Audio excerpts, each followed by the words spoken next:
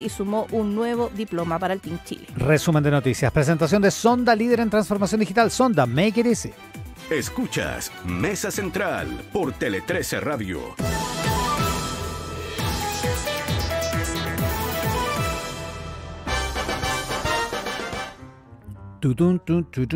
Isa Intervial. Conexiones que inspiran. Hoy día mi computador está funcionando, pero ni te digo cómo. Ya, ahora sí. ISA Intervial, conexiones que inspiran. Equifax, Powering the World with Knowledge. Y Bodega San Francisco, creciendo juntos. Presenta la mesa de editores del Rat Pack. Angélica Bulnes, ¿cómo está? Buenos días. Muy buenos días. Como todos los lunes, con el entrevistado del Rat Pack de hoy con el profesor de la Escuela de Gobierno de la Universidad Católica, Harald Beyer, que está recién llegado, está como casi de estreno en la Escuela de Gobierno. ¿Cómo está, Harald? Buenos días. Hola, buenos días. Muchas gracias por invitarnos. A propósito del panel de políticas públicas que realiza la Escuela de Gobierno de la Católica junto con Tele 13 Radio y el Diario Financiero. Ya, y entonces, el tema de este panel de políticas públicas para el que llega a comentar Harald Beyer es: el uso de celulares debiese estar prohibido al interior de los establecimientos escolares. Un tema muy contingente. Hay un proyecto de ley que se está discutiendo en este momento. Así que, buenos días, Harald. Cuéntanos qué salió de este panel. Buenos días. Lo primero que habría que destacar es que todo el mundo está básicamente de acuerdo. El 88% de los que respondieron a este panel, que fueron 32 del panel de 36, respondieron que estaban de acuerdo, muy de acuerdo con prohibirlo. O sea, la pelea es por quién está más de acuerdo. Claro. Más o menos la mitad estuvo de acuerdo y la otra mitad muy de acuerdo, digamos. Y no hubo nadie que estuviese en desacuerdo con esta medida, y hay un grupo pequeño que se manifestó neutral, digamos. No estuvo ni en desacuerdo ni de acuerdo. ¿Y los argumentos? Los argumentos que se esgrimieron, hubo pocos, esta vez pocos argumentos, pues les pareció obvio, en general, de que los beneficios de suspender eran mucho más grandes que los eventuales costos. Y tú, Harald, siendo un liberal, ¿qué piensas con respecto a esto, que los colegios prohíban que los estudiantes utilicen una herramienta que para ciertas cosas también es útil? Aquí hay dos cosas. Yo diría que la evidencia, a pesar de que hay un debate en estos temas, la evidencia es bastante dura respecto del efecto que crea en ansiedad y en cuadros depresivos el uso de los celulares, sobre todo en la adolescencia temprana y en la niñez, por supuesto. Y yo creo que esos argumentos son bastante convincentes, bastante duros.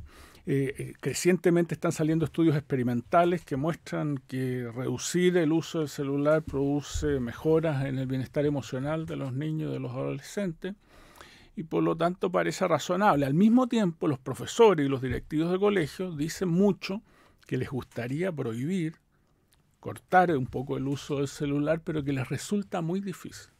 Por la presión de los padres, claro, por la presión los muchas veces de los estudiantes. No necesariamente van en la misma Claro, dirección. Sí, entonces la prohibición tiene la bondad, si uno lo hace bien, de obligar, entre comillas, y proteger a los directores y a los profesores para que regulen su uso. Probablemente lo que va a pasar es que muchos colegios, como dice el proyecto de ley, van a tener que armar protocolos sobre esto. Y de los protocolos van a poder discutir mucho más abiertamente en qué momento lo prohíben, por qué y cuándo los pueden usar también. Porque claro, obliga como una negociación. Claro, exacto. Hay, yo me atrevería a decir de que hay espacios en la vida escolar donde pueden ser útiles para desarrollar proyectos, etcétera, etcétera. Pero en general yo me atrevería a decir, más allá del debate que existe, porque hay un debate respecto a la evidencia, creo que es bastante contundente respecto a los efectos dañinos que tiene sobre el bienestar emocional de niños y adolescentes. Es contundente, sí, porque en las cartas del Mercurio, por ejemplo, es minoritaria la posición aparentemente por la cantidad de cartas que se publican, digamos, pero existe una posición respecto de lo profundamente importante que puede ser el uso de pantalla. Hay académicos de departamentos de psicología en Estados Unidos, por ejemplo, y en otros países que niegan que esta evidencia sea tan fuerte. Pero de los estudios experimentales que se han hecho, que son como los más científicos, entre comillas, algo así como el 75% muestra una evidencia bastante fuerte de efectos sobre el bienestar emocional. Y crecientemente se están haciendo estudios que controlan un poco. Algunos niños o algunos adultos jóvenes tienen acceso a celular y otros no. Y cuando uno los compara a los dos grupos, la diferencia en bienestar emocional es muy grande. Entonces, a mí me parece contundente la evidencia. O sea, no sería un problema de libertad. Y por eso que uno no se tiene que sorprender tanto con los resultados, digamos, porque este panel de políticas públicas son personas que están un poco siguiendo la discusión, han visto estudios, y el alto nivel de acuerdo con esta prohibición yo creo que tiene que ver con eso. Y en ese sentido, Harald, el proyecto que se discute actualmente, ya pasó a segundo trámite, pasó por la Cámara, está en el Senado, prohíbe el uso de teléfonos celulares al interior de los colegios para menores, educación parvularia y hasta sexto básico, y después plantea un uso adecuado y gradual para los estudiantes de séptimo y octavo. ¿Es suficiente? Bueno, hay todo un debate de cuál debiera ser la edad, digamos, ¿no es cierto? Mucha gente dice, los estudios muestran que parece que el punto de quiebre son los 15 años, que sería más o menos primero o segundo medio. Claro. ¿No? Entonces, supongo que esto va a seguir debatiéndose, cuál es el momento óptimo porque se podría para estar quedando producir corto. el quiebre, claro. Ahora, curiosamente, los estudios experimentales que se empiezan a hacer también muestran efectos sobre el bienestar emocional de personas mayores, de adultos jóvenes, que también aparentemente quedan afectados en su bienestar por este tipo de uso tan frecuente del teléfono.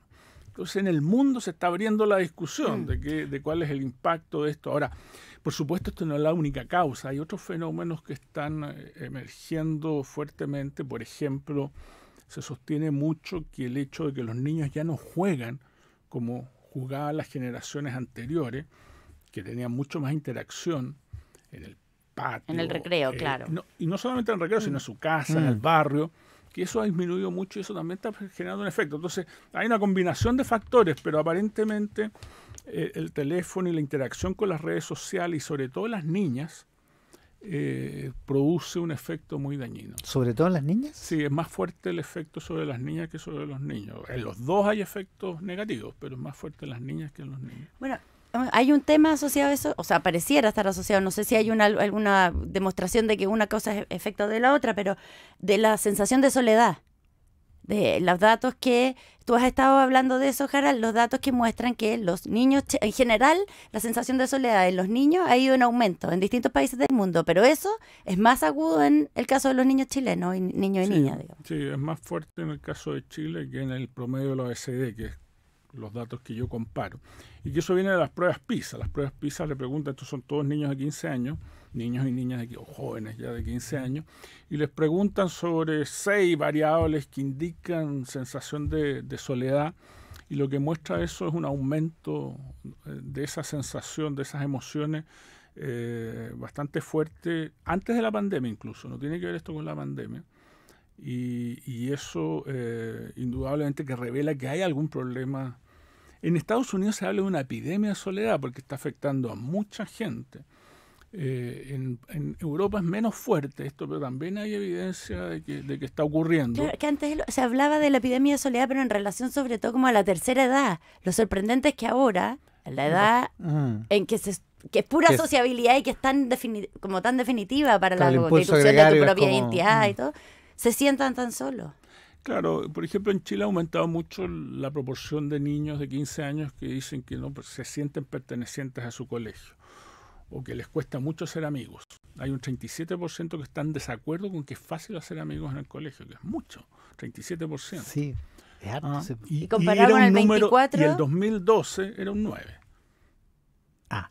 Entonces el cambio... Uno podría inferir que hay una... Hay una situación que hay que pensar más. Yo no creo en las explicaciones monocausales, digamos. Yo creo que hay varios factores dando vuelta, pero indudablemente la interacción de los teléfonos, que es a lo que iba esta pregunta, con las redes sociales, aparentemente produce un efecto en ansiedad, en cuadros depresivos y probablemente también en soledad. También la evidencia apunta en esa dirección. Y al contrario, parece ser distinto. Escribe acá en el WhatsApp la alcaldesa de Las Condes, Daniela Peñalosa, que dice que la comuna de Las Condes lleva todo este año sin celulares en los colegios municipales y han visto mejorías impresionantes en cuánto conversan, en el bienestar, en la salud mental, también mejoras académicas incluso. Lo mismo reportan los colegios como individuales, distintos colegios que lo han prohibido, incluso hasta cuarto medio. Sí, hay, como decía yo, los estudios experimentales en general, no todos, pero más o menos el 75% de los que están disponibles sugieren de que hay una mejora en bienestar emocional por restringir el uso e incluso va más allá, no solamente en los colegios, sino que incluso en los jóvenes adultos, o sea, los universitarios, por así decirlo. Es que también llevamos poco tiempo, ¿no? Si los primeros teléfonos inteligentes que tienen 15, 16 2012, años. más o menos, Ya, pero, sí, y claro, sí. y teléfonos de mayor capacidad y mayor velocidad, claro. mucho menos tiempo que una Exacto, generación. exacto. Entonces, son los teléfonos inteligentes, en el Exacto. fondo, los que han producido o habrían producido este problema. Harald, y hay una cosa que es solo la evidencia lo que ha hecho cambiar, porque hace 10 años, no sé, la percepción sobre los teléfonos y los niños era bien distinta. Esto va a generar nuevas alternativas de conexión, va a generar nuevas redes, va a ser una herramienta educacional, y ahora es como, saquémoslos totalmente del colegio. ¿Cuánto hay de evidencia y cuánto hay de que No, la es evidencia, péndulo? yo diría que la evidencia es fuerte, pero además esto va de la mano de otra evidencia que muestra que la incorporación de la tecnología en la sala de clase no ha producido los efectos que se estimaban, digamos. Entonces los beneficios, ahí está el argumento que los beneficios no parecen ser tan elevados y los costos altos. Entonces en esa tensión... ¿Y eso es por la tecnología o es porque Bueno, no tenemos profesores que sean capaces de utilizarla? No, yo creo que lo que reportan los profesores, pero también los estudiantes, esto es interesante, los que reportan los estudiantes que una vez que usan computadores o se van al TikTok, se van a otras cosas, digamos. Entonces, como que se distraen de la actividad educacional. No empiezan a bucear en la enciclopedia británica, digamos. Exacto. Entonces, ese fenómeno, que es un fenómeno que estaba también bastante estudiado y sobre la cual hay bastante evidencia, hace que los beneficios de esta tecnología sean mucho más acotados de lo que se pensó en algún momento. En algún momento se pensó que esto iba a cambiar la educación porque iba a generar una interacción muy distinta al interior de la sala de clase. Pero aparentemente los resultados que yo he visto, por lo menos en los estudios, en Israel se ha estudiado esto mucho, no producen los efectos deseados. Y claro, te encuentras con el otro problema. Entonces, en esa tensión, da la impresión de que hay que ser muy prudentes con el uso del teléfono celular. Y porque celular. las redes sociales no se desarrollaron, digamos, pensando en educación. Claro. O sea, el algoritmo de TikTok no es precisamente para mantenerte... claro, y tampoco de la manera virtuosa que pensamos en su momento, Exacto. cuando partieron, digamos. Es que es interesante lo que ha pasado con las redes sociales, porque las redes sociales cuando se originaron para conectar personas. Pero a partir más o menos del 2000, hacia fines de la primera década de este siglo, empezaron a aparecer los likes, la posibilidad de hacer forward, y eso cambió totalmente la interacción de las personas con las redes sociales, porque lo que genera likes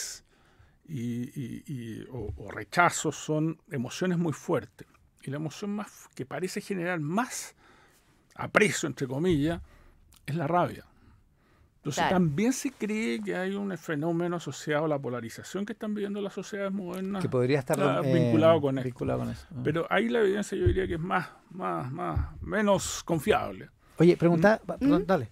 No, que en el terreno hablábamos de esto, que los niños chilenos muestran como más síntomas de soledad que los de los países de la OECD.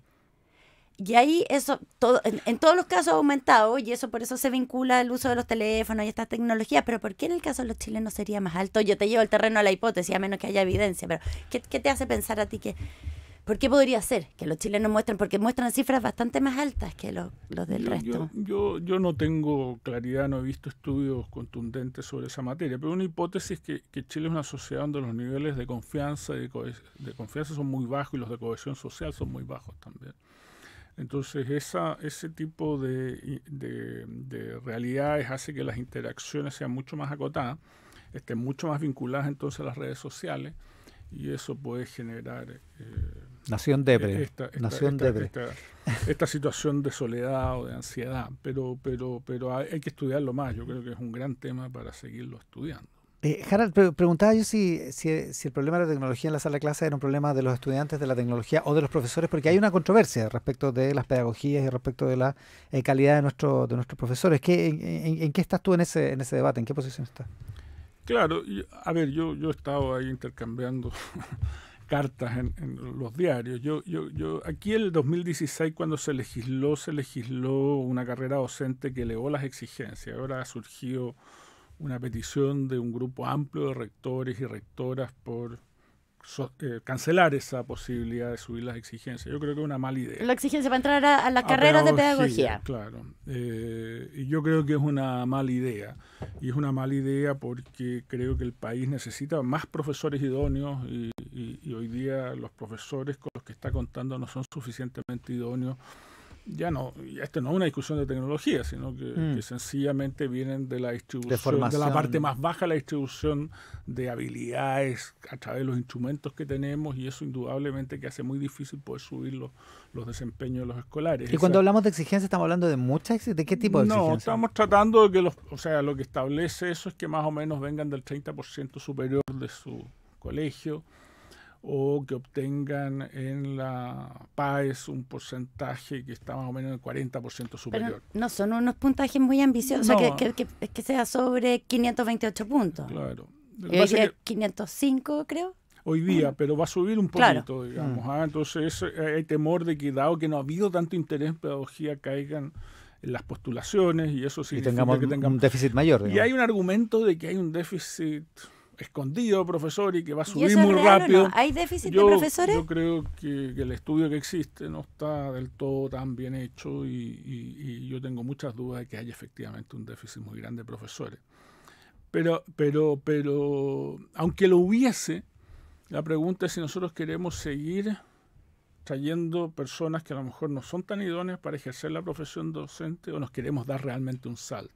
Y si eso no está funcionando, entonces ajustemos la nueva carrera docente, mejoremos las condiciones, hagamos otras cosas para atraer a personas que hoy día están eligiendo Pero otras no carreras. se supone que eso es lo que habíamos estado haciendo. Sí, pero no es evidente que la carrera docente esté produciendo los resultados que se anticiparon o que se querían lograr con eso. Entonces creo que lo mejor es rápidamente ajustar, si es necesario, esa carrera docente, ¿no es cierto?, antes que bajar las exigencias para satisfacer las vacantes hoy día en un conjunto de universidades que están preocupadas porque no van a llenar sus vacantes. Ahora, hay otro problema, que es que la crisis demográfica nos va a dejar eventualmente con cupos de sobra en los colegios y a lo mejor con más profesores de los que necesitamos. Bueno, hoy día, incluyendo esa transición demográfica, me da la impresión de que el problema central es que hay muchos profesores que abandonan la carrera docente. Y que uno debería preguntarse, bueno, ¿cómo los retengo? Claro, no es que no entren a la carrera, se van. O sea, ¿cómo los retengo? Por ejemplo, en los últimos 8 años han salido algo así como 17.000 profesores de menos de 45 años de la profesión docente. Que es mucho para los 280.000 profesores que tenemos.